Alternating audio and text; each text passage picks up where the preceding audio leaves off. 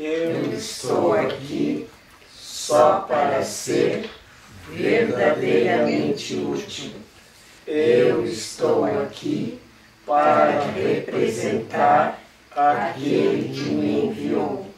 Eu não tenho que me preocupar com o que dizer ou o que fazer, porque aquele que me enviou me dirigirá. Eu estou contente em estar aonde quer que Ele deseje, sabendo que Ele vai comigo. Eu serei curada na medida que eu permitir que Ele me ensine a curar. Capítulo 5, por integridade. Terceiro, guia para a salvação. Quinto parágrafo. Então, no dia 4 a gente começou a ler a partir do 6. Então, sexto parágrafo. Eu tenho enfatizado repetidamente que um nível da mente não é compreensível para outro. Assim é com o ego e o Espírito Santo, com o tempo e a eternidade. A eternidade é uma ideia de Deus. Logo, o Espírito Santo compreende perfeitamente.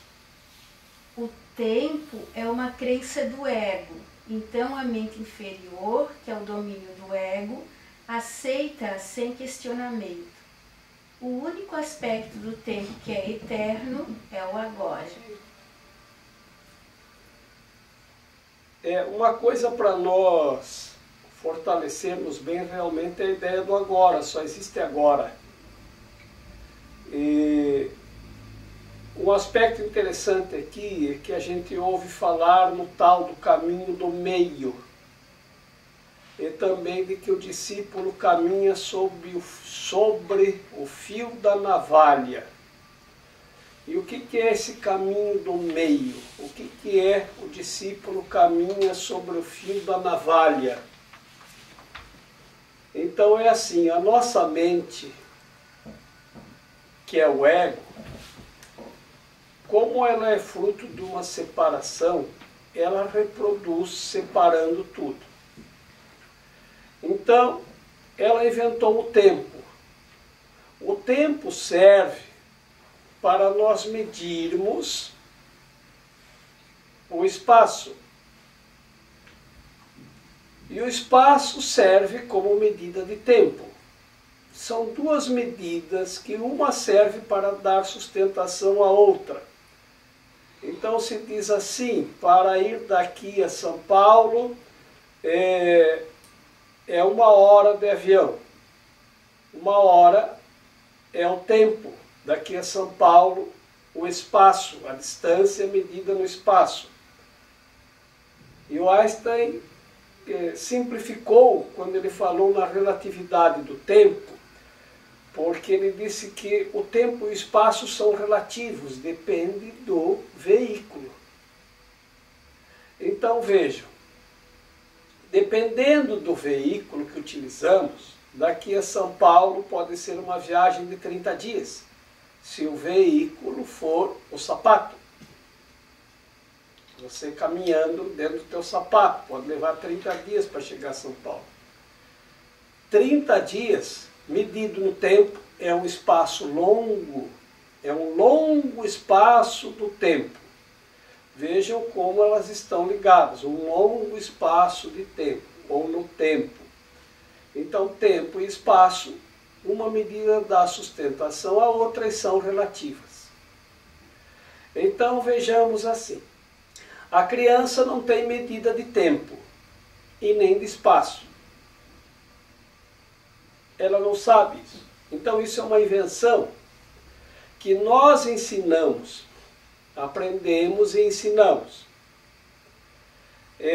Eu estava na casa de uma sobrinha e ela tinha, acho que 3 anos por aí. E era sábado. E ela foi convidada para ir numa festinha de aniversário no domingo. E ela ganhou um vestido novo. Ela queria usar o vestido no sábado. E a mãe dela dizia, não, só amanhã. Quer para a festa, mas eu quero hoje. Não, só amanhã. Mas eu quero usar hoje, é meu, eu ganhei. Só amanhã.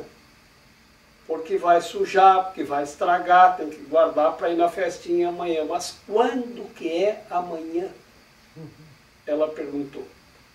E lhe foi dito, amanhã é assim, nós vamos dormir, e quando a gente acordar é amanhã. E não está difícil de vocês adivinhar o que ela fez, né? Então vamos dormir? Foi dormir, sumiu. Foi dormir, meia hora depois voltou. Já dormi, já acordei, já é amanhã, cadê o vestido? Então, da onde vem essa ideia de tempo e de espaço? É uma invenção. Para organizar, tentar organizar o caos no mundo, o caos do ego, para colocar o que é antes e projetar o que é depois. Então nós temos organizado no tempo, de forma cronológica, o antes. Então nós sabemos o que foi antes, porque nós criamos um calendário para colocar lá, 1920, foi antes de 1930. Então, 1930 foi depois de 1920. Então nós classificamos tudo em antes e depois. E projetamos o antes e o depois em passado e futuro. O agora é essa fina linha entre o passado e o futuro,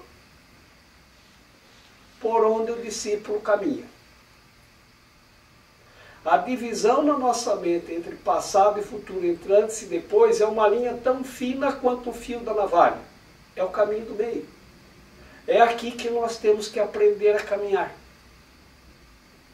Mas é tão fina que você tem que aprender a se equilibrar nela. Qualquer coisinha te tira o equilíbrio e você cai no passado ou cai no futuro. Porque a nossa mente está o tempo inteiro no passado e futuro, passado e futuro, passado e futuro. O agora, que é o presente. E essa palavra presente, ela é tão forte aqui, porque é estar presente. E isso é o maior presente, estar presente. Esse é o presente. Né? Então, esse presente de andar no agora é o que nos coloca no caminho da eternidade. Outra conclusão científica a respeito do agora. O Espírito Santo é o mediador entre as interpretações do ego e o conhecimento do Espírito. Sua capacidade de lidar com símbolos faz com que ele seja capaz de trabalhar com as crenças do ego em sua própria linguagem. Sua capacidade de olhar para o que está além dos símbolos na eternidade torna-o capaz de compreender as leis de Deus pelas quais ele fala. O Espírito Santo pode, portanto, desempenhar a função de reinterpretar o que o ego faz, não pela destruição, mas pela compreensão. A compreensão é luz, e luz conduz ao conhecimento. O Espírito Santo está na luz porque ele está em ti, que és luz, mas tu mesmo não tens conhecimento disso. Portanto, é tarefa do Espírito Santo reinterpretar-te a favor de Deus. Nós nos comunicamos com símbolos. As letras são símbolos, os números são símbolos e as imagens simbolizam alguma coisa. Tudo aqui é simbólico. Então o ego inventou essa forma de comunicação. O que é a palavra? A palavra é a verbalização do símbolo. A, B, C, você escreve isso e você tem um símbolo. O símbolo surgiu ainda depois da palavra, para expressar a palavra de modo simbólico, para registrar a palavra em símbolos. Então, uma vez que o ego determinou a palavra para se comunicar, passou a criar símbolos. Então, todas as imagens são símbolos. Você pega uma tela de celular, está cheia de símbolos.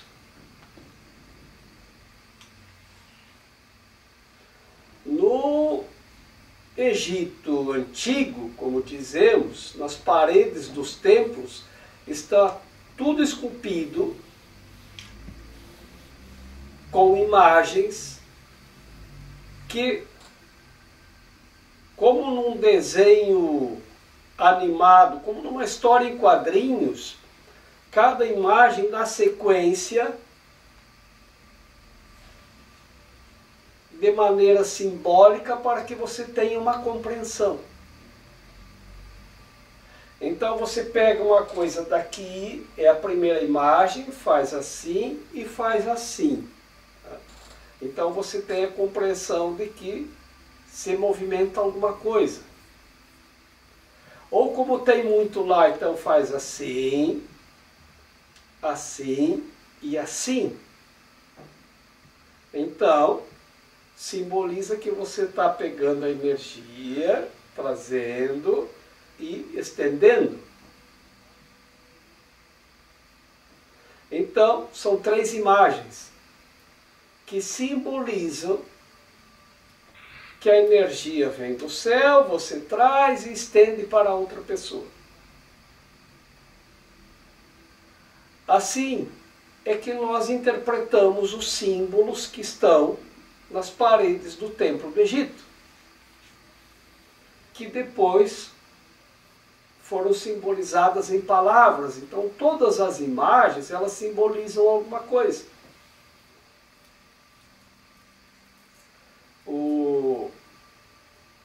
O ego interpreta o símbolo de uma forma, o Espírito Santo interpreta de outra.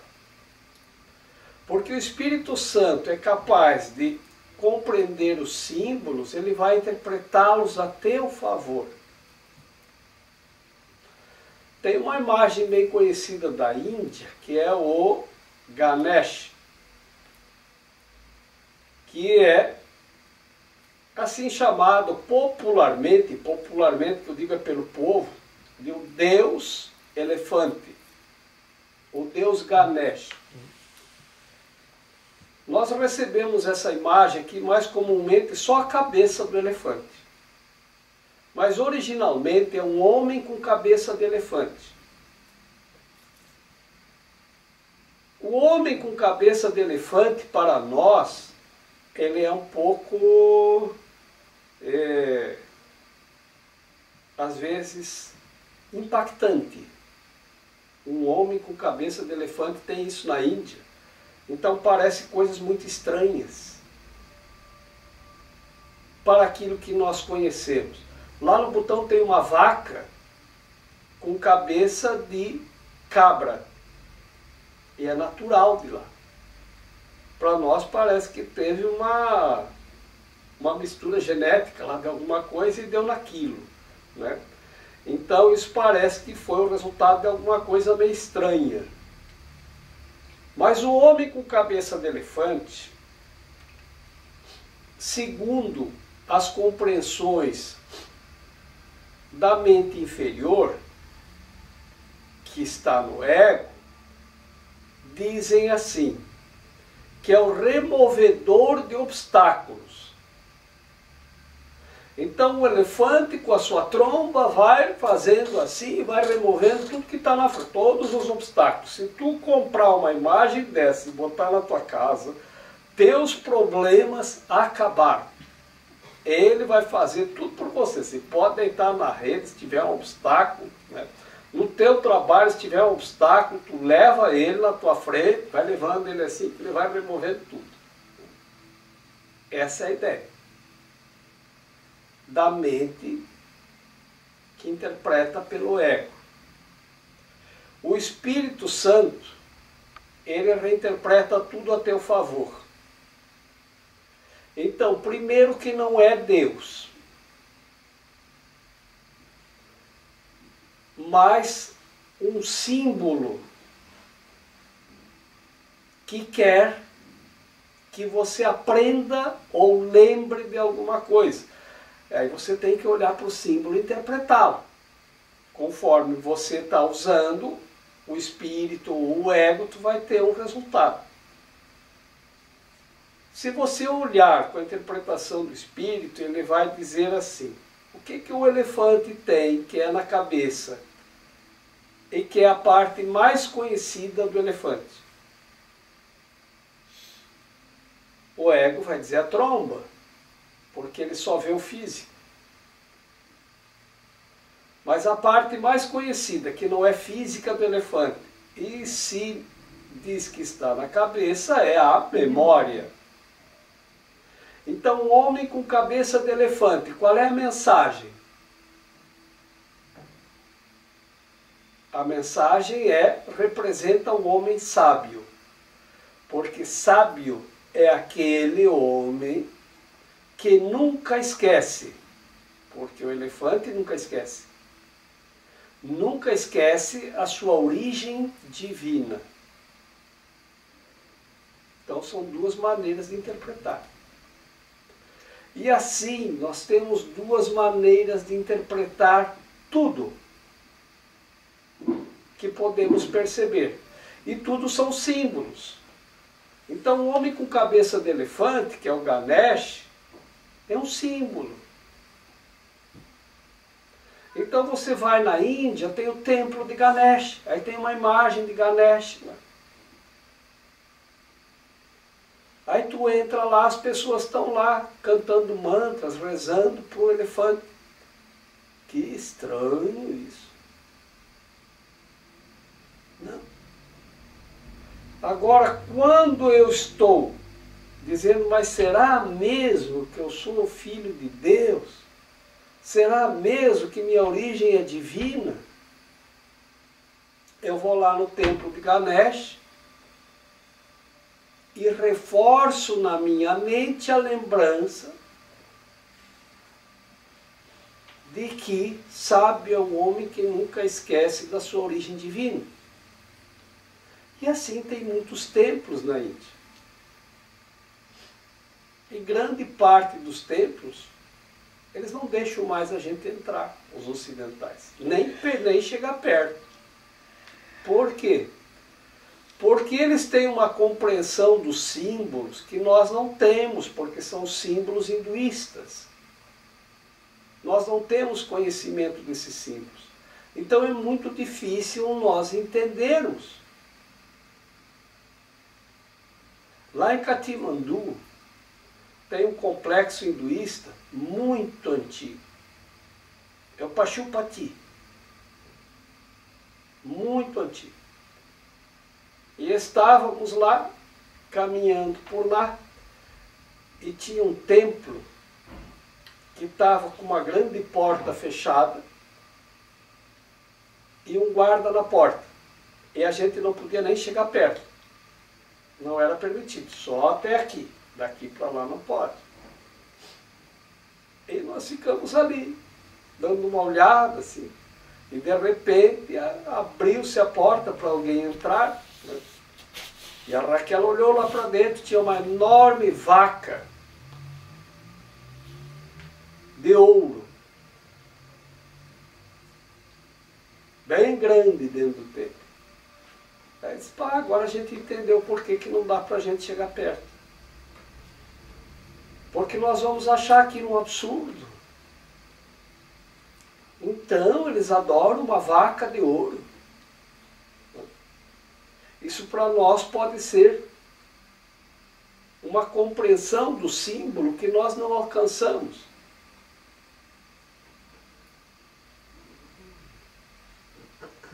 O Narindes, ele veio lá dos Himalaias de Shimla,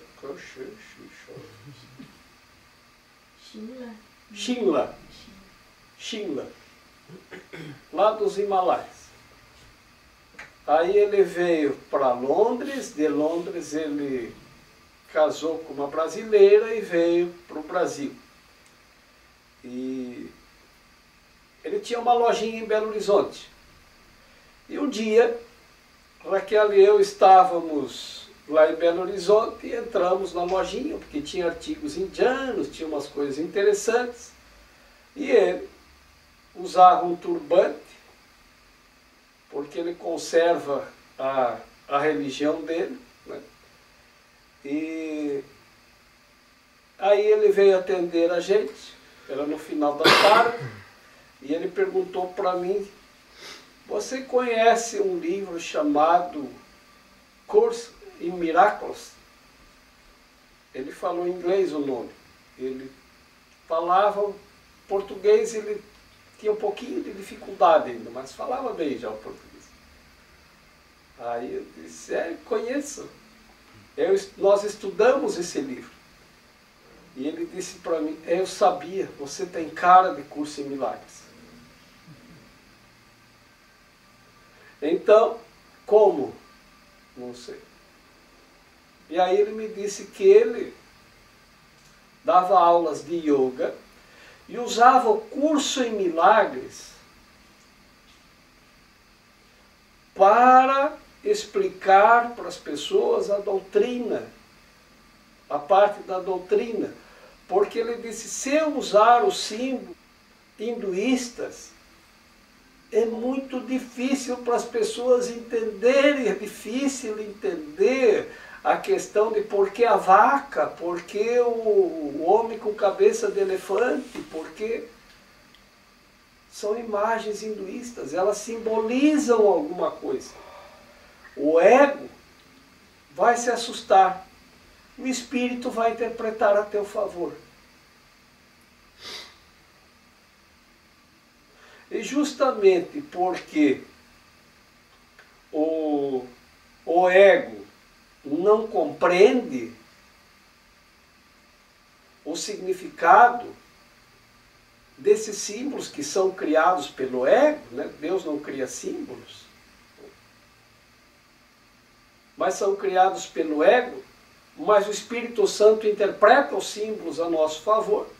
Como nós não entendemos essa outra cultura, então as pessoas entravam nos templos, tiravam fotos e falavam qualquer coisa a respeito daquilo. Seria tipo assim, eles se sentiam como que uma profanação, porque eles estão lá no templo em oração e as pessoas estão tirando foto e comentando: olha aquilo ali, olha aquilo lá, meu Deus, o que é isso? Né? E eles estão lá no templo deles, em meditação, estão concentrados. Então, por isso, turistas não entram mais nos templos, a não ser aqueles que estão abertos à visitação. Isso vale também para as mesquitas muçulmanas, para os templos, quando tu vai em Israel também, em Jerusalém. São poucos os templos que a gente pode entrar, que é para preservar as pessoas que lá estão. No México, em Oaxaca de Juárez, tem uma igreja toda de ouro. E as pessoas vão lá e começam a fotografar, os turistas, né? E aí é permitido fotografar, mas não quando tem missa. Mas as pessoas ficam lá, cleque, cleque, cleque, cleque. Não há quem consiga rezar a missa. Então, eles fecham a igreja para os turistas e dizem: olha, só se não fotografar. Por favor, respeite. Mesmo assim, tem aqueles que entram e: ah, mas eu só tenho essa hora aqui, se eu não fotografar, eu vou ficar sem levar a foto, né? Então, os símbolos, eles são simbólicos, eles contêm, eles comunicam alguma coisa, mas o ego interpreta os símbolos de acordo com o sistema egoísta. E o espírito reinterpreta os símbolos a teu favor. Assim como o Ganesh, por exemplo, que agora a gente pode ter um Ganesh dentro de casa. Você olha para ele e diz, puxa vida, eu estou esquecendo da minha origem divina. Então será que eu estou me comportando de acordo com a minha origem? Será que eu estou pensando, falando, atuando de acordo com a minha origem? Então é um ponto de reflexão para você. Uma vez que interpreta pelo espírito os símbolos, você vai interpretar a teu favor para fortalecer a ideia de andar no fio da navalha, que é o aspecto da eternidade presente no agora. Esses são os símbolos. Tudo é simbólico, tudo é símbolo. Não tem nada que não seja símbolo que você pode perceber. Nós só percebemos símbolos. A interpretação de cada símbolo, então, para resumir, para finalizar, depende de qual aplicativo que você usa para interpretar. Se é o aplicativo do Espírito Santo, se é o aplicativo do ego. Os dois estão na nossa mente.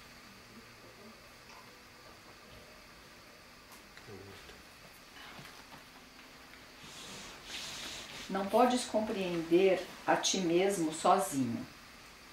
Isso é assim porque não tens significado à parte do teu lugar de direito na filiação, e o lugar de direito da filiação é em Deus. Essa é a tua vida, a tua eternidade e o teu ser. É isso que o Espírito Santo te lembra. É isso que o Espírito Santo vê. Essa visão assusta o ego porque é tão calma. A paz é o maior inimigo do ego, porque de acordo com a sua interpretação da realidade, a guerra é a garantia da sua própria sobrevivência. O ego vem a ser forte na discórdia. Se acreditas que há discórdia, vais reagir de forma perversa, pois a ideia de perigo entrou em tua mente. A ideia em si mesma é um apelo ao ego. O Espírito Santo é tão vigilante quanto o ego ao chamado do perigo, opondo-se ao perigo com a sua força, assim como o ego o recebe com boas-vindas. O Espírito Santo neutraliza essas boas-vindas, dando-as à paz. A eternidade e a paz estão tão intimamente relacionadas quanto o tempo e a guerra. Eu não posso compreender o meu significado sozinho. Eu não posso compreender o que eu significo ou o significado, porque eu não posso compreender nada à parte da filiação. A parte, tudo que está à parte da filiação, não há como ser compreendido. É caótico. Então não há como compreender nem a mim mesmo. Eu não me compreendo a parte da filiação. E o meu lugar é na filiação. E o lugar da filiação é em Deus. Só quando eu me volto para Deus é que eu compreendo o meu significado. Essa é a tua vida, a tua eternidade e o teu ser. É isso que o Espírito Santo te lembra. É isso que o Espírito Santo vê.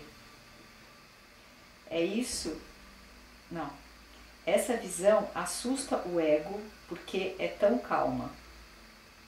A paz é o maior inimigo do ego, porque de acordo com a sua interpretação da realidade, a guerra é a garantia da sua própria sobrevivência. Então, essa visão que o Espírito Santo nos oferece de estarmos em Deus é a visão da paz. E isso é tão calmo que assusta o ego. Ele diz: a paz é o maior inimigo do ego. Vamos corrigir aqui assim. A paz não é inimiga de ninguém. O ego, no entanto, percebe a paz como seu inimigo. Tá? Vamos fazer essa pequena correção ali para compreender corretamente o que isso quer dizer. Tá?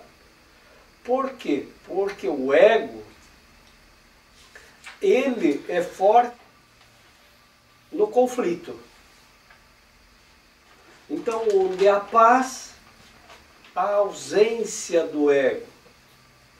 Por isso que o ego não quer saber da paz. Mas não que a paz possa ser inimiga de quem quer que seja.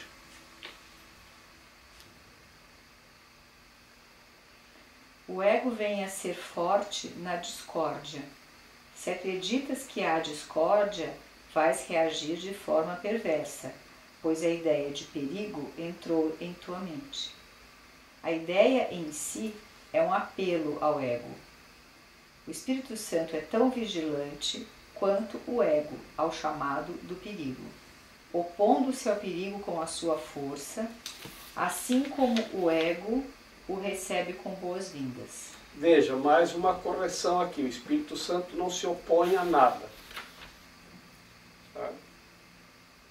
Então, o Espírito Santo apenas não dá boas-vindas ao perigo, ele não o aceita, porque não é parte dele. Então a palavra porque é difícil usar palavras, porque palavras são símbolos, e esses símbolos, essas palavras foram escritas e traduzidas. Então em algum ponto pode haver ainda alguma palavrinha aqui e ali que a gente tem que reinterpretar para que tenha a perfeita compreensão ali, né? Então, o Espírito Santo não se opõe a nada. Quando diz ali, ele se opõe com sua força à ideia do perigo, ele não se opõe, ele apenas oferece a paz, como vai dizer logo ali adiante. O Espírito Santo neutraliza essas boas-vindas, dando-as à paz. Isso, então ele dá as boas-vindas à paz, e quando ele dá as boas-vindas à paz, as boas-vindas ao perigo são neutralizadas. Isso funciona com cada um de nós. Onde há discórdia, os egos ficam agitados. Então, o ego dá boas-vindas à discórdia, porque ele se fortalece. Oba! Onde é a confusão? Qual é o problema aí? Oba! Então você vê duas pessoas discutindo, você vai lá, o que está acontecendo aí? Porque tu já quer ficar do lado de um deles para bater no outro.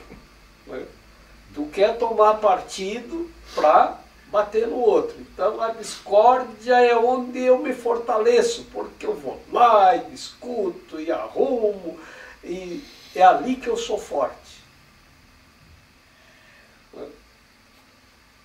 O Espírito, ele neutraliza as boas-vindas à discórdia e dá boas-vindas à paz. Ele simplesmente fica em paz. E o ego vai te chamar. Ei, você aí, não vai dizer nada? Não vai tomar uma atitude? Não, eu estou em paz. E isso pode parecer uma agressão para o ego. Você tem que tomar uma atitude, você não pode ficar em paz na tua, quietinho. O ego não aceita. Então o que o ego faz? O ego tem suas regras. é a PPP. Há alguns, mais ou menos uns 40 anos, na Nicarágua tinha um cara lá que era considerado um ditador pelas pessoas. Eu não sei se era. Eu só ouvi dizer que era um ditador. Eu ouvi dizer que ele era um dos ditadores mais antigos que tinha.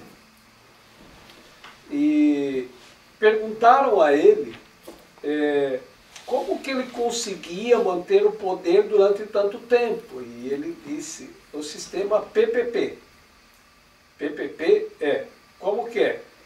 Plata para os amigos. Traduzido para os amigos dão dinheiro. Plumo aos inimigos. Plumo é chumbo. E palo aos indiferentes. Então, se você está na tua paz, lá que eu estou a partir nem de um lado nem do outro, você vai apanhar até te decidir se tu é amigo ou inimigo. Então, era o sistema PPP. Esse é o sistema do ego. A paz é o inimigo do ego. Porque na paz ele não se fortalece, ele se enfraquece, porque se não tem discórdia, ele enfraquece. Então ele tem que provocar discórdia. Então esse sistema, ele é usado por muitos governantes de microempresas e de grandes empresas. E de nações também. O que eles fazem? Quando eles estão enfraquecidos, eles criam uma discórdia. Eles inventam uma discórdia. Isso os fortalece. Porque daí eles vão dizer, olha lá, cuidado ali, cuidado lá. Né? E aí, enquanto estão lá os que discordam de uma coisa e de outra se debatendo, ele se fortalece. Então, criar discórdia é um método do ego para se fortalecer no cargo. Às vezes, de gerente de uma microempresa que só tem 2 funcionários. Então, se cria discórdia entre os 2, tu te fortalece.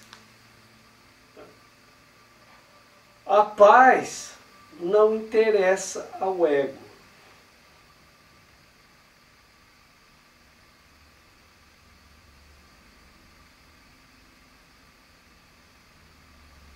E o Espírito Santo dá as boas-vindas à paz.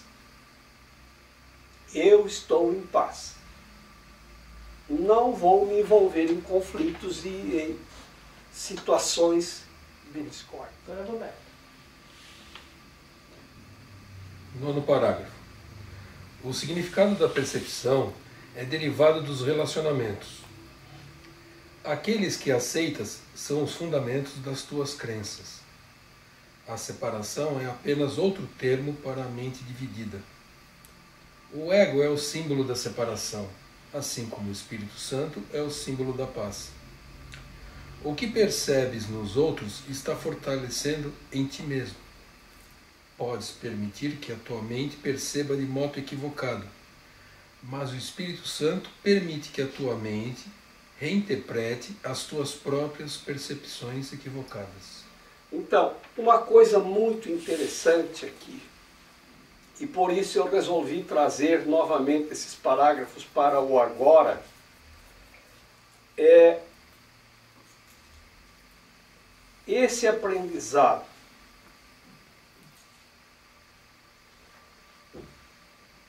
Que a percepção é derivada dos relacionamentos.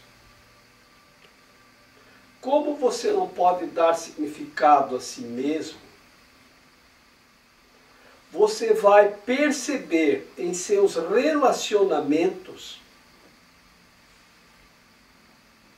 e de acordo como tu perceber, tu vai dar significado e vai acreditar. E desta forma, você vai formar a tua crença, a tua personalidade. Então, eu não posso perceber se não há nada para ser percebido. E se não há nada para ser percebido, não faz sentido a percepção, ela simplesmente deixa de existir. Então, a percepção existe enquanto há algo para ser percebido. Como eu não posso perceber a mim mesmo, a percepção é derivada dos relacionamentos. Então lembre, a percepção é o conjunto dos 5 sentidos. Visão, audição, tato, paladar e olfato. Assim como eu percebo o outro e tudo ao meu entorno, então, como eu me relaciono com os outros e com o que está à minha volta, faz com que eu perceba. A percepção só é possível se tem algo para ser percebido. Algo, alguém, alguma coisa. Então, como eu percebo a outra pessoa, é que eu vou perceber, e essa percepção é a percepção de mim mesmo, porque eu percebo no outro aquilo que eu acredito, da forma como eu quero perceber. O significado da percepção é derivado dos relacionamentos. Aqueles que aceitas são os fundamentos das tuas crenças. Veja, o significado da percepção é derivado dos teus relacionamentos. Aqueles que aceitas é o significado das tuas crenças. É o significado que ele usa das crenças? São os fundamentos das Os tuas fundamentos das tuas crenças. E é claro que você vai viver de acordo com os fundamentos das tuas crenças, né? Tá? Então veja, a percepção é derivada dos relacionamentos. Isso é muito importante para gravarmos bem. A separação é apenas outro termo para a mente dividida. O ego é o símbolo da separação, assim como o Espírito Santo é o símbolo da paz. O que percebes nos outros está fortalecendo em ti mesmo. Podes permitir que a tua mente perceba de modo equivocado, mas o Espírito Santo permite que a tua mente reinterprete as tuas próprias percepções equivocadas. Aquilo que percebe nos outros estás fortalecendo em ti mesmo. Até queria aproveitar essa oportunidade para dizer a vocês como eu os percebo tão lindos. Tanto positivo quanto negativo. Então, a gente percebe, pelo que lhe dá a entender ali até, a gente percebe assim, a gente percebe o negativo. Primeiro, porque primeiro parece que vai o ego pula na frente, né? Porque a percepção é do ego. Então, e o ego percebe, e a percepção, que é derivada dos relacionamentos, só percebe símbolos.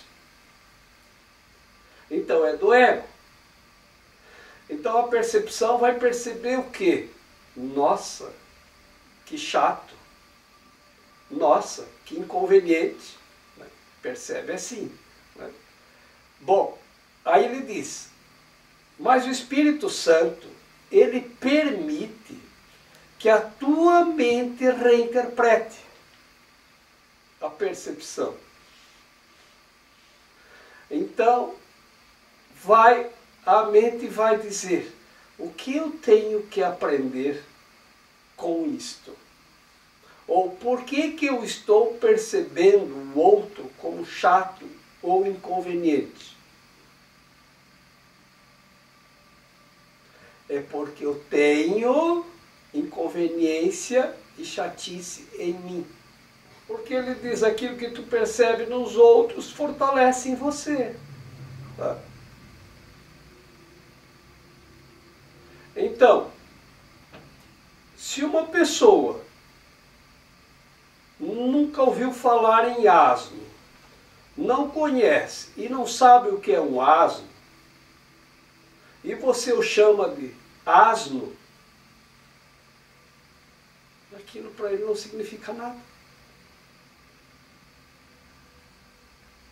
Aquilo não vai significar nada. É impossível você ofender uma coisa, alguém, dizendo uma palavra que ele nem sabe o que é. Não há como ofendê-lo. Mas você fortalece isso em você.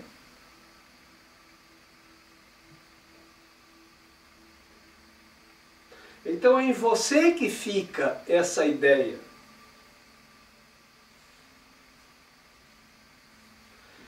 Ouvi dizer uma vez que um artista pintou um asno e deu de presente a uma pessoa, tipo assim, para dar um recado. Nossa. E deu esse quadro com o asno pintado de presente para essa pessoa. Simpático. Assim, olha, vou lhe presentear com uma tela que eu pintei, né, para a pessoa ver se ela se tocava de alguma coisa. E essa pessoa, sempre que encontrava o artista, dizia, olha, sabe aquele quadro que você me deu? Toda vez que eu olho para ele, eu me lembro de você.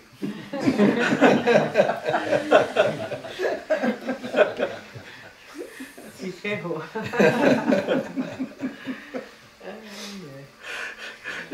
Então, vocês vejam que fortalece em você, né?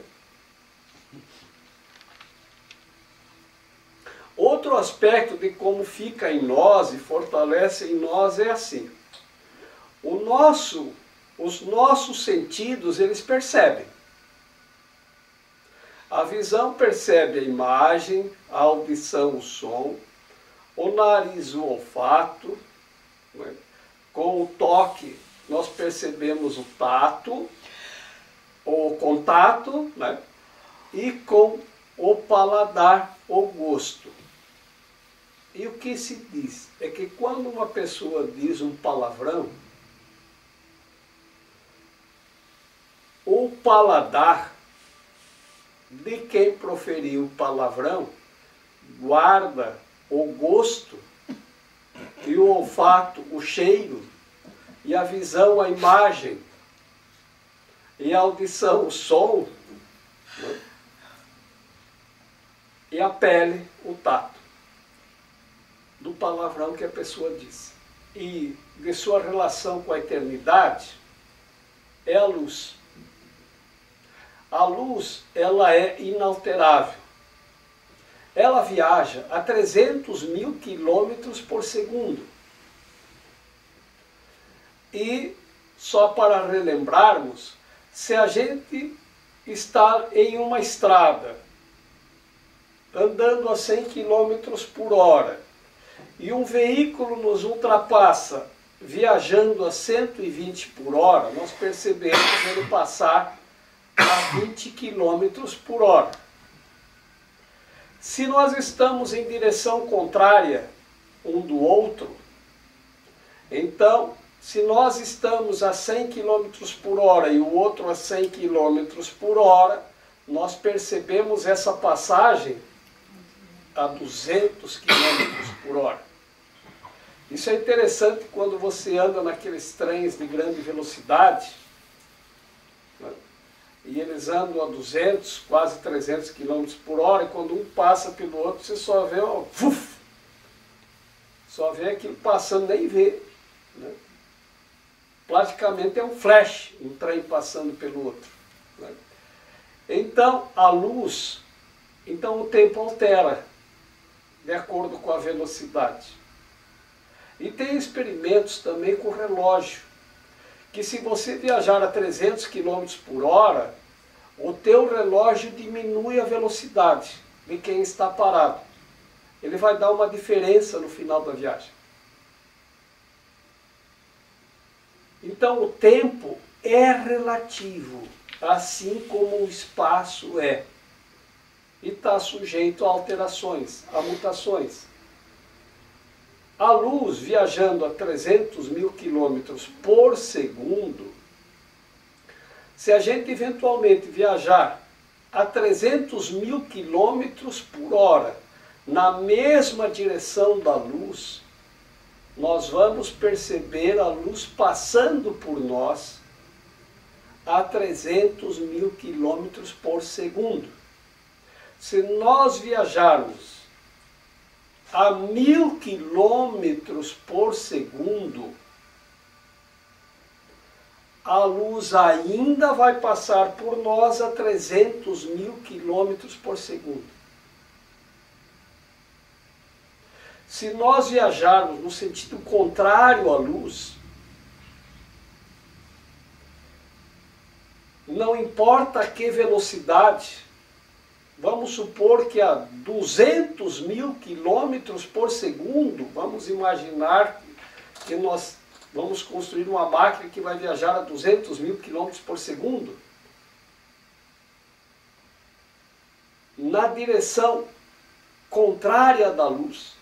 Mesmo assim, a luz vai passar por nós a 300 mil quilômetros por segundo.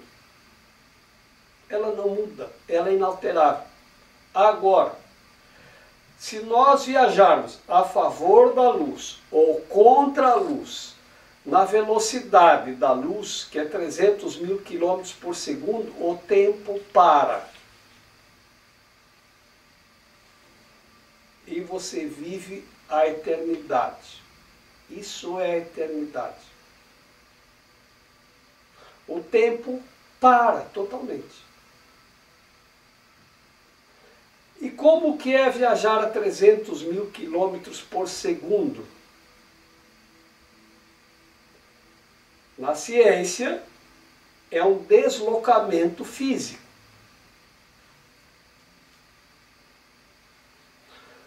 Na nossa compreensão, é uma frequência vibratória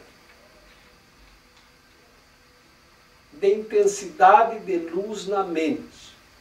Então a nossa mente vai funcionar na velocidade da luz, porque a nossa mente é luz. E aí você vive no agora. Isso é equivalente à iluminação, ou ao estado santo, ou de santidade. Então o agora é o aspecto da eternidade mais próximo da eternidade que existe, como modo de compreendermos o que é a eternidade. E vejam como é difícil nós deixarmos a mente no agora.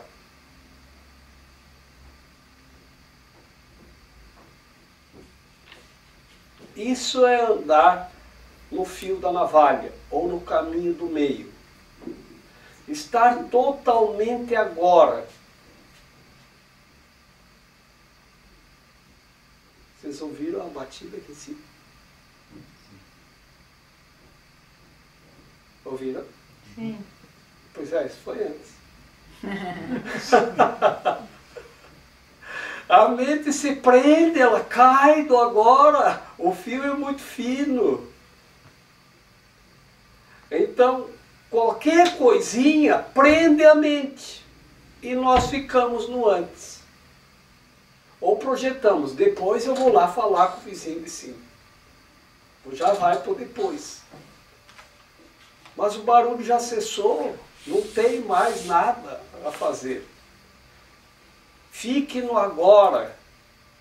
Isso é a prática que nós temos que compreender, que é o aspecto mais próximo da eternidade que existe. Tem um livro que foi escrito chamado Poder do Agora, que vendeu muito esse livro. eu não sei o que contém, mas sei que foi tirado desse aspecto do livro Um Curso em Milagres. Maravilhoso livro.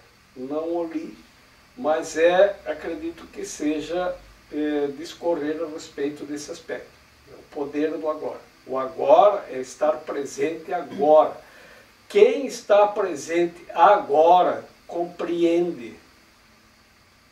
Quando você ler e está presente na leitura, você aprende. Quando você não está presente, então a gente diz estar desatento. Por que é que acontecem acidentes? Por desatenção. As pessoas não estão presentes no agora. Quem está presente no agora, ele está atento. E dificilmente vai acontecer um acidente com essa pessoa. Porque agora eu estou andando na rua, então presta atenção onde pisa, olha para os lados, olha para cima, olha para baixo. Tem que estar atento a tudo que o rodeia. Estar intensamente presente.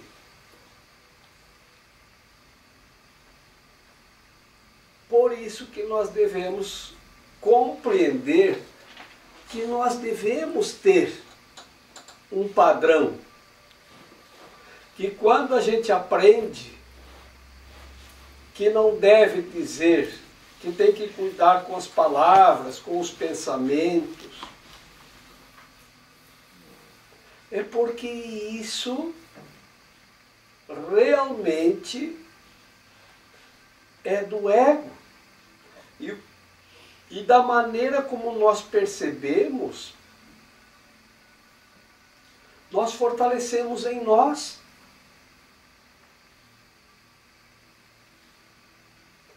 Então, por isso que nós temos que perceber, usar o Espírito Santo, que nos permite que nossa mente reinterprete tudo a nosso favor. Tudo a nosso favor.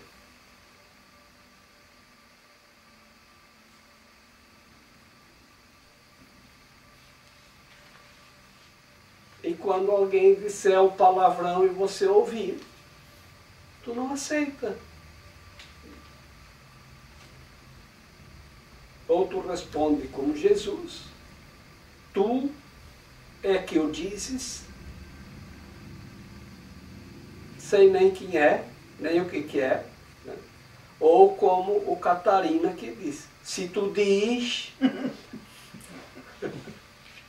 né? O catarinense fala assim: se tu diz, né? Fica contigo, é teu. Né? Então a gente tem que se preservar para manter a mente no espírito. E é isso que ele diz. O ego vai perceber e o espírito reinterpretar o que foi percebido pelo ego. Ele permite que tua mente reinterprete tudo. Tudo a teu favor. Vigiai e orai. Eu tenho dito, os humanos, das experiências que tivemos, nos lugares onde passamos, eles têm um Alcorão sempre por perto e estão sempre ouvindo o Alcorão no rádio. Sempre estão ouvindo o Alcorão no rádio. E vão à mesquita 5 vezes por dia. Então, para fortalecer a ideia de que a mente vazia é a oficina do diabo, como diz o ditado. Os hindus, os hinduístas, os budistas também estão sempre estão cantando mantra o dia inteiro. Eles começam a rezar às 3 horas da manhã, vão o dia inteiro rezando, nos templos estão sempre cheios de gente.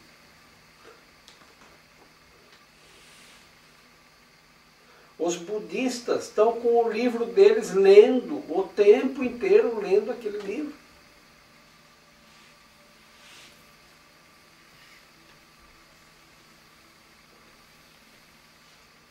Os hinduístas usam o equivalente ao rosário cristão, que é o Japamala. Os budistas também usam, os árabes também têm um rosário. Então o que eles fazem? Eles ficam com o rosário o tempo inteiro. Ficam o tempo inteiro, não pode deixar a mente vadiar.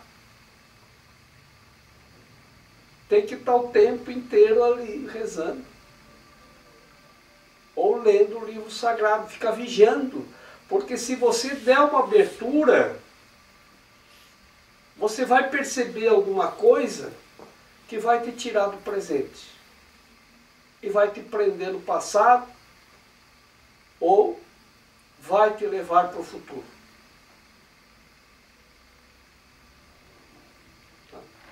Você vai dizer, amanhã eu vou passar aqui. Você vai ver uma coisa numa loja e dizer, amanhã eu vou passar aqui. Não, tu tem que estar presente. Então eu tenho um amigo que viaja bastante, ele diz que ele não viaja mais sem o Japamala. Ele tem um Japamala, que é aquele rosário budista, ele viaja sempre com aquele. Né? Porque antes ele era distraído, ele viajava no futuro, no passado, então ele viajava, amanhã eu vou vir nessa loja comprar esse objeto, não vinha mais. Então agora não, agora ele está com o Japamala, ele vê um objeto que interessa, Japamala. É o agora. Depois eu não vou ganhar. A criança, quando tu promete, depois a mãe vai vir comprar para ti, meu filho, vê se ele acredita. Não acredita. Ele sabe que depois não vai. Tem que ser agora. O que vale é o que tens agora. Depois a gente passa aqui. Eu escuto muito isso. A criança quer uma coisa, quer uma pedrinha. O pai diz, depois, meu filho, depois nós vamos comprar. Isso não vai voltar nunca. E a criança sabe disso. Que depois é nunca mais. Então, por isso que tem assim, quando você diz, depois eu faço, você já sabe a tradução de depois eu faço. Né? Eu não vou fazer. Porque promete para o futuro, não é agora. E a gente quer as coisas agora.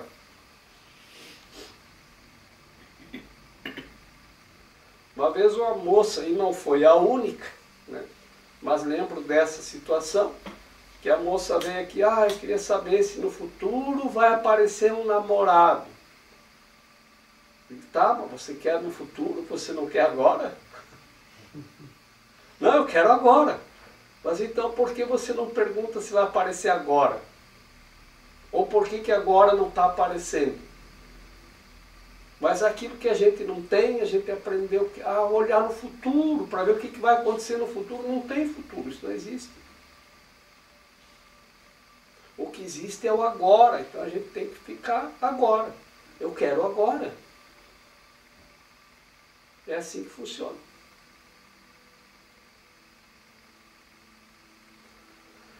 Então, além de interpretar tudo que é ofertado pelo ego em troca da nossa alegria e julgar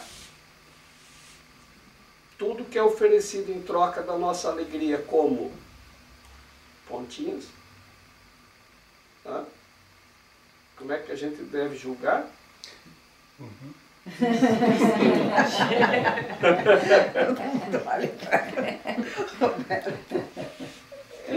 Três pontinhos. 3 pontos. Insuficiente. Agora nós queremos agora. Agora eu estou feliz, quero ser feliz agora. Quero conservar, quero ser alegre agora.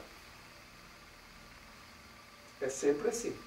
E não vou trocar a minha alegria por nada. Qualquer coisa que é ofertada em troca da minha alegria, da minha paz, da minha felicidade, eu vou julgar insuficiente e descartar. A gente até pode dizer para o ego, volte depois. Que depois não volte nunca, né? Nem volte. Número 10. O Espírito Santo é o professor perfeito. Ele usa apenas o que a tua mente já compreende para te ensinar que não a compreendes. O Espírito Santo pode lidar com um aluno relutante sem ir contra a mente do aluno, porque parte dela ainda é a favor de Deus. Apenas as tentativas do ego de ocultar essa parte, ele ainda é muito mais forte do que o ego, embora o ego não reconheça. O Espírito Santo a reconhece perfeitamente porque é a sua própria morada, o lugar na mente onde ele está em casa. Tu também estás em casa neste lugar, pois é um lugar de paz e a paz é de Deus. Tu que és parte de Deus, não estás em casa a não ser na sua paz. Se a paz é eterna, só estás em casa na eternidade. Se estamos no tempo, não estamos em paz. Se não estamos em paz, não estamos em casa. O tempo não é a nossa casa. A nossa casa, se a paz é a eternidade, a nossa casa é na eternidade. E na eternidade é a ideia do agora, que é o aspecto que mais se aproxima da eternidade é o agora. Ali a gente vai estar em paz. Ali a gente vai estar mais próximo da casa, mais próximo do espírito, porque o espírito não está no passado, nem no futuro, nem no antes, nem no depois. Está sempre no agora. Está sempre presente.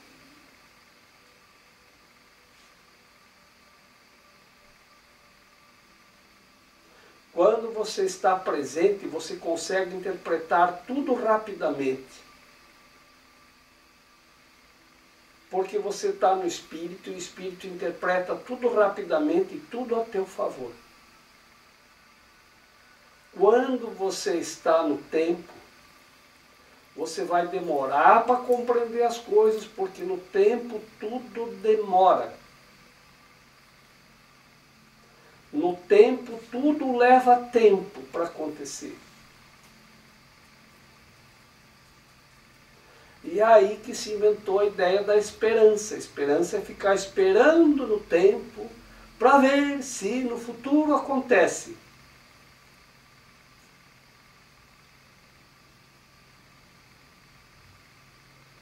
Essa é a ideia do tempo. Então, se estamos esperando alguma coisa, estamos no tempo. Se estamos no agora, não esperamos nada. Nem do passado, nem do futuro. A nossa felicidade, a nossa alegria, ela não está no passado e nem no futuro, ela está no agora.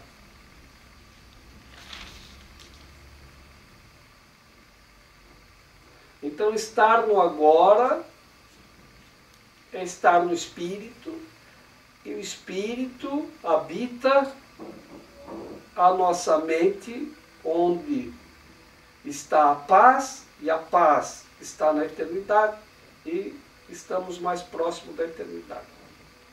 Então vamos treinar essa semana a ideia do agora. E lembrar também, durante a semana, vamos trabalhar bem essa questão de que a percepção é derivada dos relacionamentos. Assim como eu percebo, eu fortaleço os fundamentos da minha crença. E assim como eu acredito, eu vou viver dessa forma. Eu vou me conduzir de acordo com as crenças que eu tenho. Eu estou aqui só para ser verdadeiramente útil. Eu estou aqui para representar aquele que me enviou. Eu não tenho que me preocupar com o que dizer ou o que fazer, porque aquele que me enviou me dirigirá. Eu estou contente em estar aonde quer que Ele deseje, sabendo que Ele vai comigo. Eu serei curada na medida que eu permitir que Ele me ensine a curar.